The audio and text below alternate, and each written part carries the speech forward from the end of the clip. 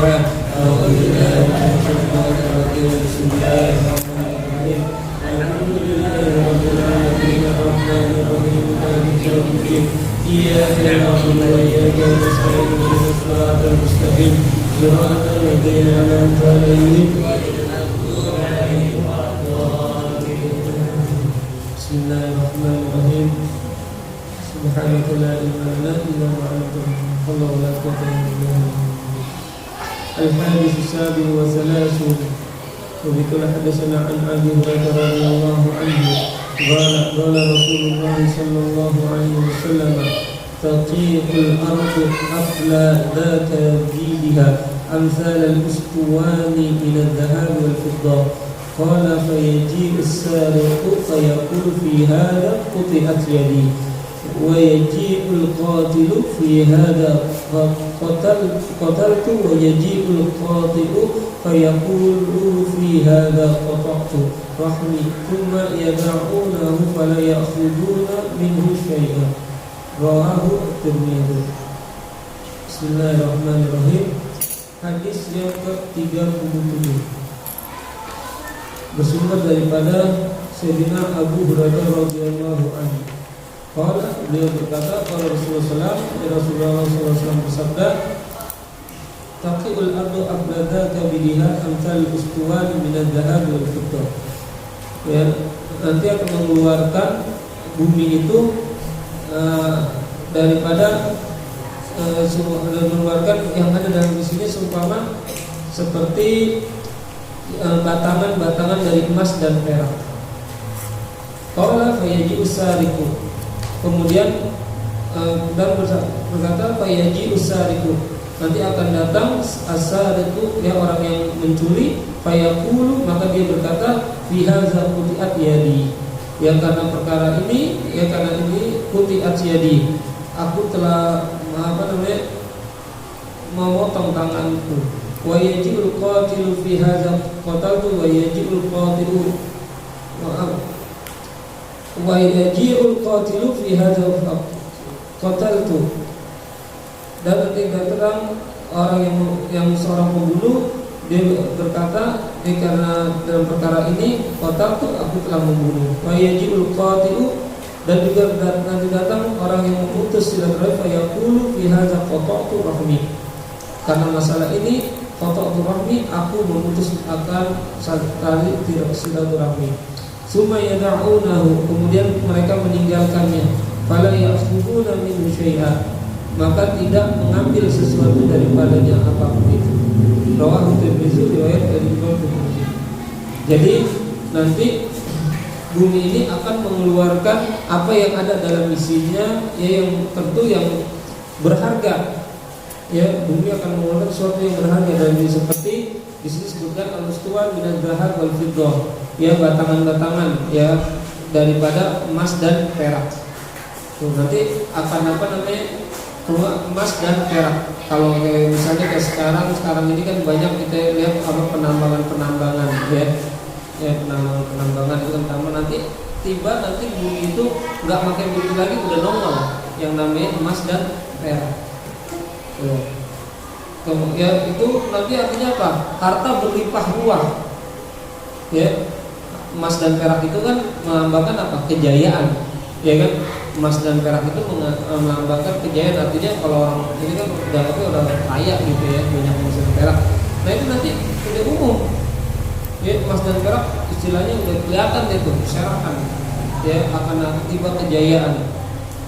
Payaji, kemudian kalau bersabda Rasulullah, payaji besar itu, maka nanti akan datang orang yang tukang nyolong, pencuri.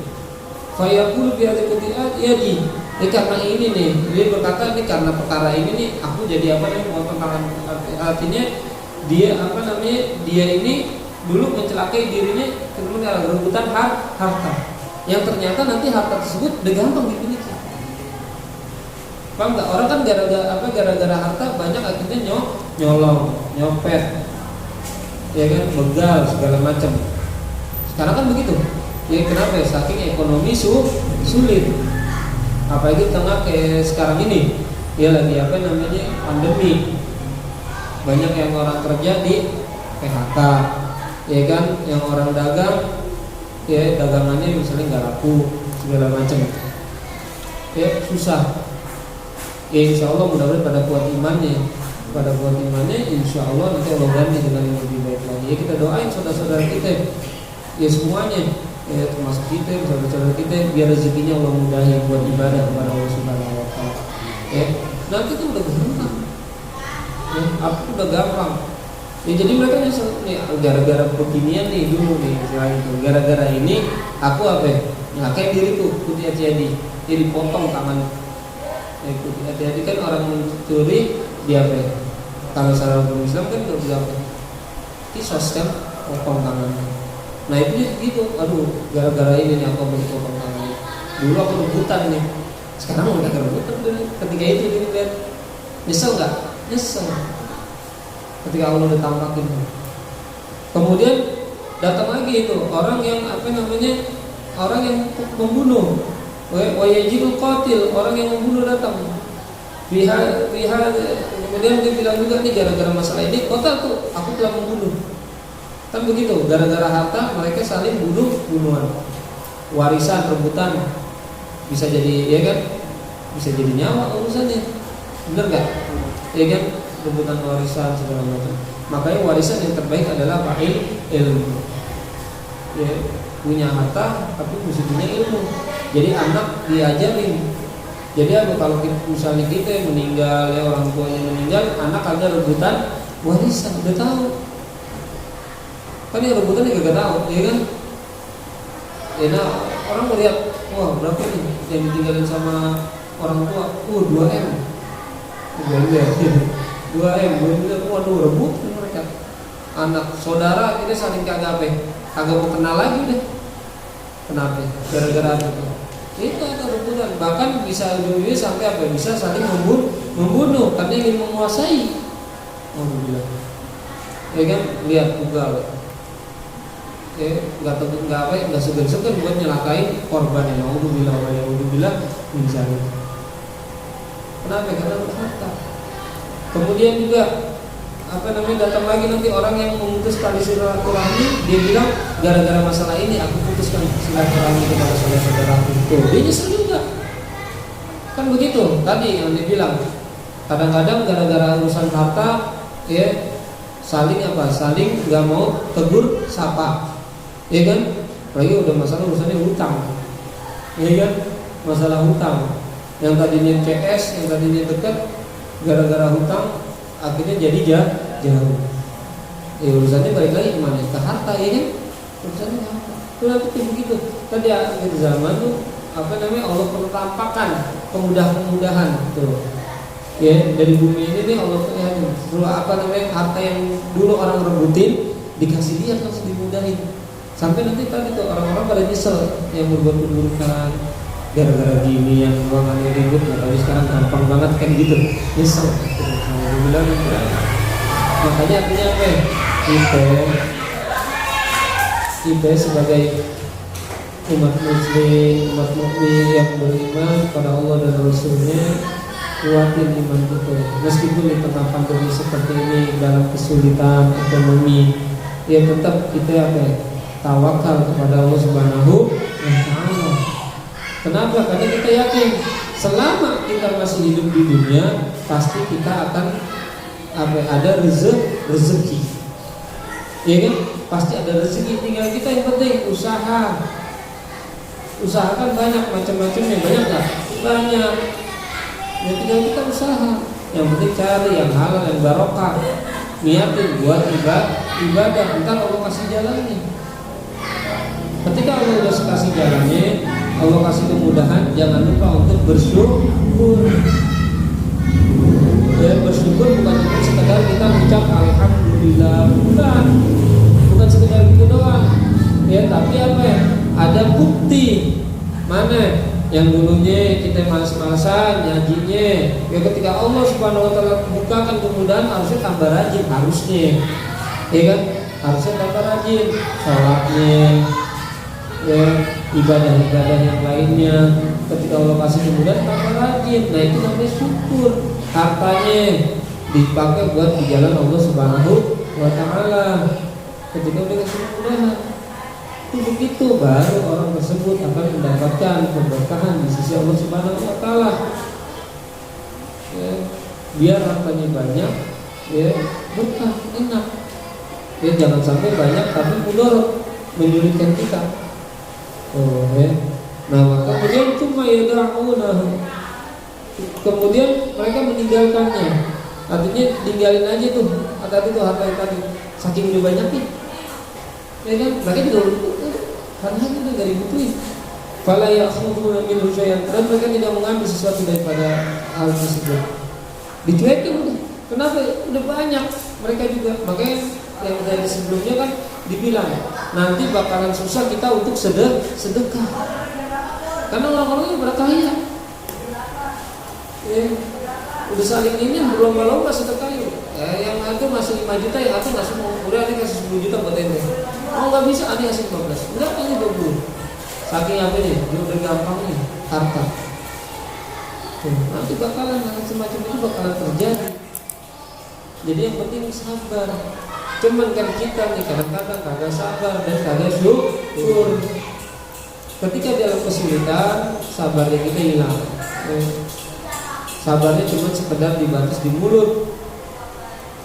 Ya ini sabar, tapi dalam orang pembuktiannya enggak. Ya, enggak begitu. Kan kalau orang sabar, orang syukur, dikasih miskin, dikasih susah, dia tetap ibadah. Ya kan? Dikasih kaya, dia lebih lagi. Begitu. Ya. Karena apa? Kehidupan kita ini kita tahu cuman sementara. Yang kita cari kan bekal yang abadi, benar nggak? Iya kan, bekal yang abadi. Fa inna khairu zadi taqwa. Ya Allah Subhanahu wa taala berfirman, sebaik-baik orang berifat, inna khairu zadi taqwa. Maka sungguhnya khairu, sebaik-baiknya zad, bekal itu at-taqwa, yaitu ketakwaan kepada Allah Subhanahu wa taala. Sebaik-baiknya bekal kita adalah takwa kepada Allah Subhanahu wa taala. Kan takwa banyak macamnya, banyak tak? Banyak. Cari ridhonya Allah Subhanahu wa taala. Ya kita ya, alhamdulillah ya alhamdulillah kita bisa berkumpul di sini. Ya kita bisa berkumpul, bisa mengajar kepada Allah Subhanahu wa taala. Ini bentuk salah satu kita ketakwaan kepada Allah Subhanahu wa taala. Yang penting kita niatin hati kita buat ibadah. Niatin benar-benar datang ke sini, niatin buat ibadah nyari ridhonya Allah. Kemudian ikutin sunnah Rasulullah, menyebarkan agamanya Allah Subhanahu wa taala. Itu. Jangan sampai kita jauh-jauh, misalnya jauh di rumahnya nih, ke sini niatnya salah. Kasihan. Temen capek doang tadi ini. Ya, niatin makanya. Maka sebelum berangkat kita baca dulu. Ya kita baca niat. Minimal baca ya Allah aku niat untuk menuntut ilmu, mencari ridhamu, mengikuti sunnah nabimu. Ya, kemudian mensiarkan agama, menghilangkan kemudahan dari diri dan macam-macam niat kepada orang menuntut ilmu. Minimal itu berangkat di sini. Allah. Ya, yang rumah dekat juga sama. Lagi jauh rumahnya, setiap gedung yang naik motor atau setiap rodanya dihitung pahala Allah Subhanahu wa taala. Ya. Begitu pula apa yang nyiapin yang ini segala macam semuanya dia dikasih berkah Allah Subhanahu wa taala, dikasih pahala Allah Subhanahu wa taala. Tinggal nanti ada masanya nanti akan merasakan. Memang kadang-kadang nggak langsung, ya kan? Nggak langsung nih. Habis dari sini misalnya langsung itu, wah dikasih duit langsung enggak, ya kan? Enggak. Tapi apa nanti ada berkahnya. Kalau berkah udah mengalahkan daripada banyaknya harta. Kayak ini kan harta banyak nanti tuh. Tapi orang ya udah begitu. Ya udah berserakan ya gimana ya kalau kita berserakan apa kalau ini udah bergaji kan ya. Ya kan kita kalau makan nih, kita kalau lapar kan maunya makan nih. Pas kita dihidangin makanannya udah banyak banget. Kebuli ada, nasi mandi ada, nasi uduk, nasi ulam, makan lagi. Kayak macam-macam deh tuh. Biryani semuanya ada. Ya roti ini segala macam buahnya udah banyak di depan kita. Buat kita semua. Misalnya tuh belum makan aja udah apa? Udah buka. Ya kan? Aduh ya Allah, ini gimana nih? Ya gitu lah. Bumi kemarin macam-macamnya. Makanya kalau kita nanti merasakan hal tersebut, misalnya udah ada di buku kemudahan-kemudahan dari Allah Subhanahu wa taala yang bumi tampakkan nanti, ya, yang bumi keluarin daripada macam-macam kekayaan alamnya, ya, harta yang melimpah, kita harusnya jangan senang, sedih gitu, sedihnya kenapa kita? Kok sedih sih kita? Sedih kenapa? Karena apa namanya, itu mulai permulaan nanti orang-orang imannya mulai terkikis. Nah sekarang aja udah banyak, iya kan? Udah banyak orang apa namanya lebih takut dia lebih takut dia nggak makan di dunia daripada dia nanti merasakan siksaan api neraka. Artinya apa ya? Udah deh, yang penting aneh makan. Ya makanya jangan sampai tuh ada kata-kata gitu yang sering orang ngomong tuh apa namanya, nyari yang halal aja nih, haram ya, dari haram aja susah, apalagi yang halal kan juga begitu. Nauzubillah, hati-hati tuh. Kata tersebut bisa membawa kepada kekufuran. Kenapa? Allah nyiptain kita, pasti kita dijamin rezeki kita sebenarnya. Dan kalau Allah jamin pasti yang halal. Allah nggak jamin kita yang haram, iya kan? Allah nggak jamin kita nggak yang haram, tapi yang halal. Cuman kadang-kadang kitanya, nafsu kita tadi nggak sabarnya kita dengan ujian dari Allah Subhanahu wa taala, akhirnya ngambil jalan pintas. Yang jalan tersebut jalan yang Allah. Makanya kita setiap hari minta ihdinas siratal mustaqim, ya Allah berikanlah aku jalan-jalan jalan siratal mustaqim, jalan yang lurus. Jalan yang mana itu yang lurus? Ya kan ulama menjelaskan ada jalan para anbiya, kemudian jalan Rasul, kemudian jalan para sahabat, para tabiin, para ulama, para sholihin, kemudian jalan orang-orang yang diberi petunjuk dan orang-orang yang diberi petunjuk dan jalan orang yang diberi petunjuk. Kita yang mana itu termasuk? Kita masuk yang mana? Kalau para nabi kita bukan, iya kan? Sahabat itu, tabiin. Ya kita mudah-mudahan ada salah satunya apa jalan orang-orang yang Allah beri petunjuk. Kita datang ke sini hidayah dari Allah Subhanahu dan taufik dari Allah Subhanahu. Makanya tinggal kitanya niatin dalam diri kita. Dikasih sehat, niat saya pengen ngaji. Dikasih sakit, tetap niatin mau ngaji. Ya kan, tetap niatin mau ngaji meskipun jasad kita nggak bisa nyampe, tapi insya Allah udah catat. Kalau selagi kita bisa, ya kan, kapan lagi kita akan mendapatkan keberkahan? Kita mau nunggu sampai kapan? Nunggu bentar kemudian kita sakit. Ya kan, kita nunggu orang bentar aja. Nah ini yang sering kita akan tertipu. Yang dibilang tuh kan, dua nikmat yang sering membuat manusia lupa, manusia lalai. Apa ya? Kelapangan waktu, ya kan? Orang dikasih lapang waktunya sebelum dan nikmat sehat. Itu kan dua nikmat luar biasa itu. Ya kan? Dua nikmat yang luar biasa. Coba misalnya seandainya ente ditawarin duit, misalnya ya, depan ente nih, ente dapat 1 miliar. Kemudian ada lagi nawarin sehat sama tadi tuh lapang waktu. Milih mana kira-kira? Milih mana? Ayo, milih mana? Milih mana? Milih yang satu kan? Yang satu deh, yang satu aja. 1 miliar, kapan lagi? Tapi habis punya 1 miliar, habis itu sakit-sakitan. Apa nikmatnya? Hah? Dua-duanya nggak bisa. Jadi artinya apa ya? Dengan kita sehat, dengan kita lapang waktu, kita lebih bisa banyak mengerjakan sesuatu yang manfaat. Ya kan, jadi rezeki masih bisa. Tapi kalau misalkan 1 miliar, tapi kita bisa sakit, nggak punya tuh yang namanya waktu luang lagi, nggak ada yang namanya apa lagi, sehat lagi dalam diri kita, alhamdulillah. Apa yang kita rasakan? Nggak ada. Nah ini artinya apa? Makanya jangan diukur dari segi duniawi aja yang namanya nikmat itu. Ya, kita dikasih sehat, ya, kita masih bisa duduk di sini ibadah, alhamdulillah, ini nikmat ya, yang luar biasa. Mari kita bersyukur, alhamdulillah. ya di tengah apalagi di tengah saat ini pandemi ini. Ya, mudah-mudahan kita berharap ya Allah, mudah-mudahan makin banyak nanti orang-orang yang berzikir, orang-orang yang beribadah. Ya, di tengah seperti ini harusnya kita semakin dekat kepada Allah Subhanahu wa taala. Ya, kenapa ya? Kita harus semakin dekat supaya apa? Supaya kalau yang dibilang ya Allah, mudah-mudahan apa? Disegerain deh gitu, disegerain, jangan sampai begini lagi. Kan kesian kita melihat saudara-saudara kita juga, ya kan? Ya yang mau beraktivitas jadi susah, anak-anak mau belajar jadi sekolah mau jadi susah, ya kan? Segala macam ya Allah. Ini baru begini, nanti bukan ada yang lebih parah lagi dari itu.